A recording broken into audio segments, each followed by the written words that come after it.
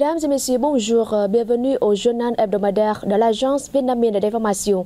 Voici les événements qui ont fait la une de l'actualité de la semaine du 28 octobre au 3 novembre.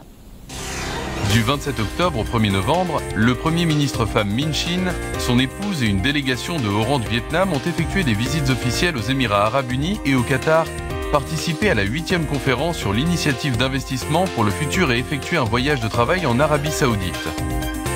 Le 28 octobre, à Abu Dhabi des Émirats arabes unis, le Premier ministre femme Minh Chin s'est entretenu avec le président émirati Sheikh Mohammed Ben Zayed Al Nahyan.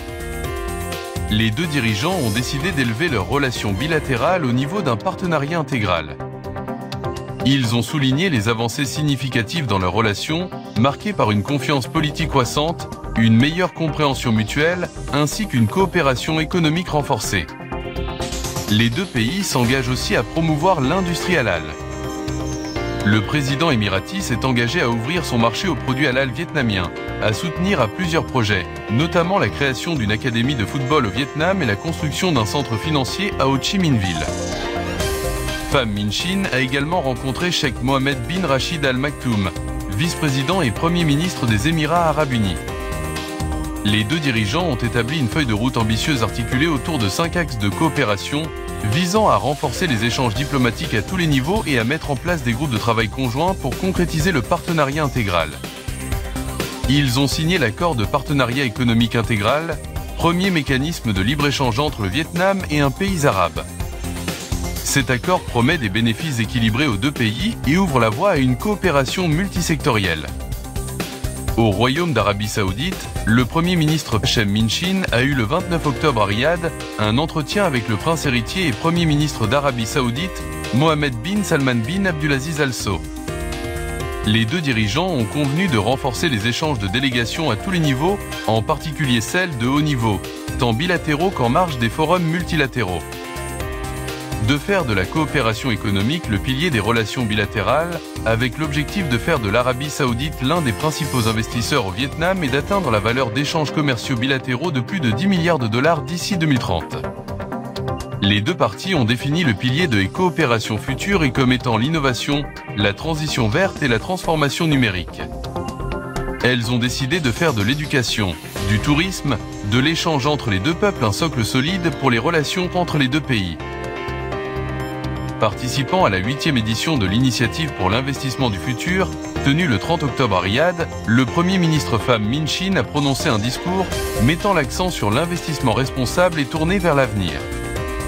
Soulignant le thème et horizons infinis, investir aujourd'hui, façonner demain, il a appelé à des investissements non politisés et efficaces pour le développement durable.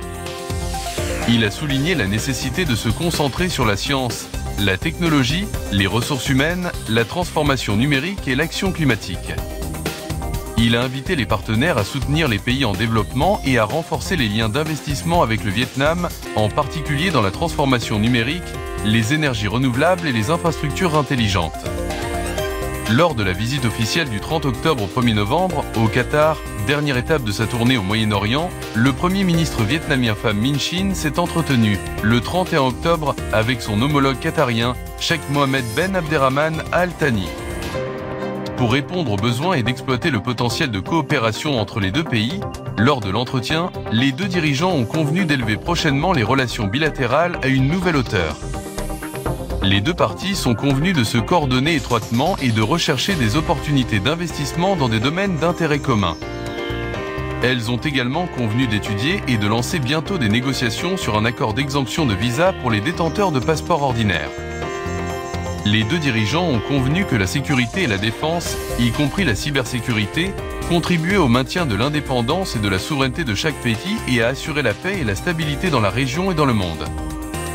À l'issue de l'entretien, les deux premiers ministres ont assisté à la signature de plusieurs accords de coopération importants entre leurs deux pays. Dans le cadre de cette visite, le Premier ministre Pham Minh Chin a rencontré l'émir du Qatar, Tamim bin Hamad Al Thani, a eu une entrevue avec le président du Conseil consultatif du Qatar Hassan bin Abdullah Al Ghanim. Les dirigeants qatariens ont proposé que les deux pays se recherchent des domaines communs de coopération et ont déclaré souhaiter voir davantage d'entreprises vietnamiennes venant investir au Qatar soutenir et créer les conditions favorables pour que la communauté vietnamienne puisse vivre et travailler de manière stable au Qatar. La vice-présidente permanente du Venezuela, Delcy Rodríguez Gómez, a effectué une visite officielle au Vietnam du 28 au 30 octobre.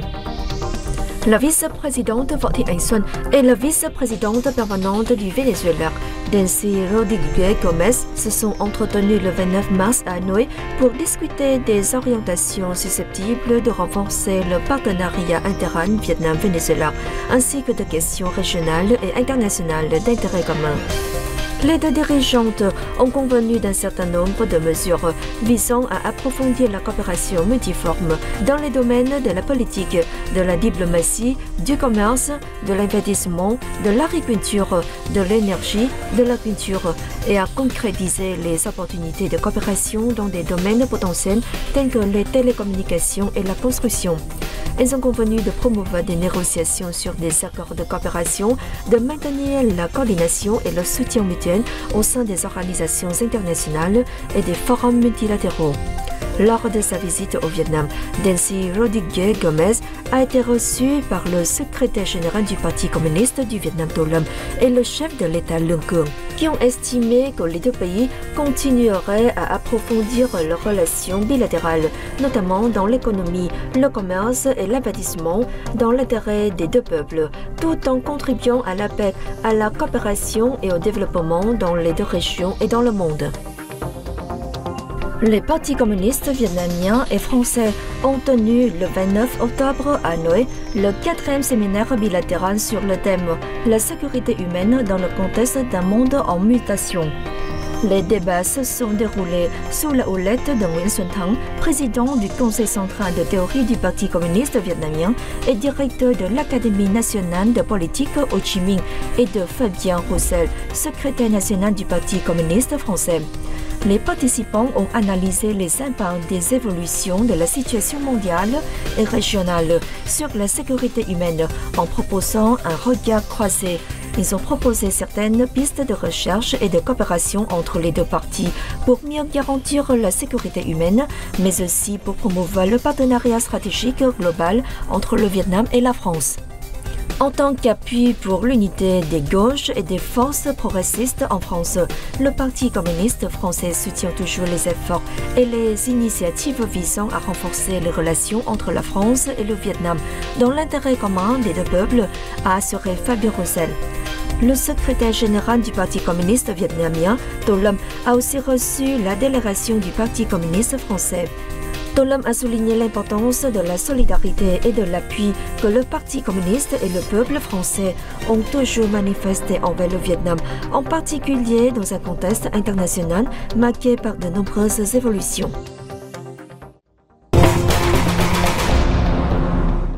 Le volume moyen de transactions sur les 5 principales plateformes de commerce électronique au Vietnam, que sont Shopee, TikTok Shop, Lazada, Tiki et Sendo, a atteint 25,3 millions de dons en 9 premiers mois, soit l'équivalent d'1 milliard de dollars par mois. Ces données ont été publiées par le cabinet d'analyse de marché métrique dans un récent rapport sur le marché de la vente au détail en ligne pour le 3e trimestre 2024. Selon le rapport, le volume total des transactions au cours des 9 premiers mois sur ces marchés en ligne a atteint quelques 9 milliards de dollars, en hausse de près de 38% par rapport à la même période l'année dernière. Au cours du seul 3e trimestre, environ 3,3 milliards de dollars ont été dépensés par les Vietnamiens sur ces plateformes de commerce électronique, en hausse de plus de 18% par rapport au trimestre précédent. Les chiffres démontrent la robustesse du marché du commerce électronique au Vietnam, a déclaré Métrique. Le cabinet d'analyse prévoit que les ventes totales au 4e trimestre sur les 5 plus grandes plateformes seront de 3,2 milliards de dollars avec 870 millions de produits vendus. Les exportations de horma vietnamiens vers le marché chinois ont été multipliées par 33 entre janvier et septembre grâce à la baisse des prix et au renforcement des liens commerciaux entre les deux pays, selon le journal South China Morning Post. Au cours de cette période de 9 mois, la Chine a importé pour près de 206 millions de dollars de homards vietnamiens, selon les statistiques de l'administration générale des douanes de Chine citées par le quotidien.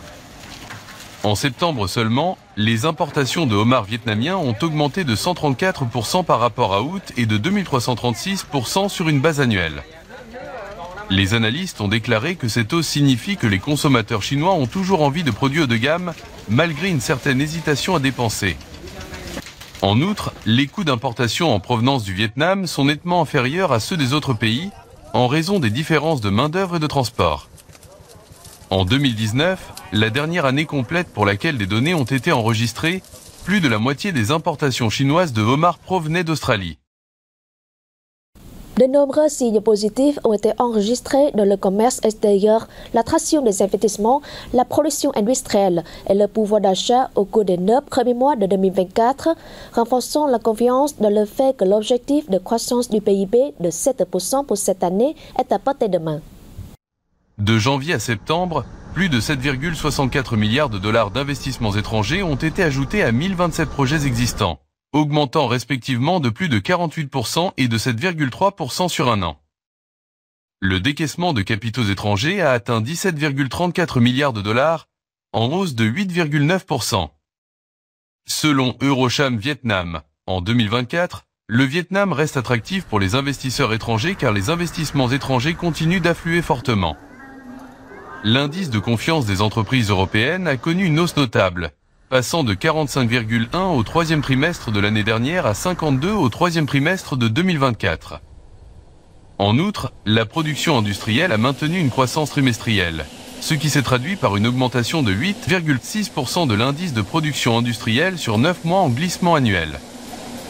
Le commerce extérieur total a atteint environ 579 milliards de dollars, en hausse de 16,3% sur un an, les exportations ayant augmenté de 15,4%.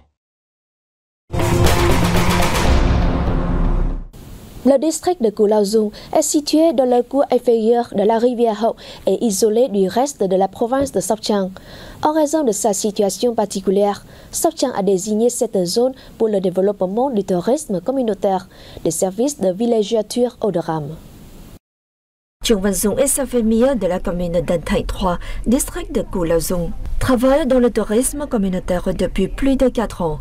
Ils offrent aux visiteurs des expériences telles que la traversée de ponts en bambou, la pêche au crabe et aux palourdes et la cuisine sur place. Plus de 300 touristes utilisent leurs services chaque mois, ce qui leur assure un revenu stable. Il existe un projet qui nous envoie visiter d'autres modèles touristiques afin que nous puissions améliorer le nôtre. Avant, je grimaçais quand je me faisais pincer par des crabes, mais maintenant, avec les visiteurs, je réussis à sourire la plupart du temps. Le district de Cù Lao Dung compte plus de 16 000 hectares de bancs, de sable et de mangroves, idéal pour les activités de plein air en groupe. La mangrove de 1800 hectares est un lieu touristique populaire avec un écosystème riche. Les touristes du Nord sont très intéressés par le tourisme local. La qualité d'expérience ici est très appréciée, en grande partie en raison des caractéristiques naturelles de la région. Ces derniers temps, les autorités locales ainsi que les départements concernés ont intensifié leurs efforts pour promouvoir le tourisme, améliorer la qualité des produits et préserver l'environnement. Ils ont également investi dans des infrastructures essentielles pour répondre aux besoins des touristes. Nous travaillons avec le département de la culture pour aider les résidents locaux à développer le tourisme communautaire qui implique actuellement près de 20 ménages. Des projets sont en cours pour explorer le potentiel touristique de la région. Selon le plan de développement de la province pour 2021-2030, avec vision à l'horizon 2050, il y aura 4 zones de développement socio-économique, à savoir la région côtière, fluviale, intérieure et Cù Lao Dung. La région de Cù Lao Dung est réservée au tourisme et au développement urbain, dans le but d'en faire une destination touristique clé et un lieu de vie agréable pour les habitants locaux et les visiteurs.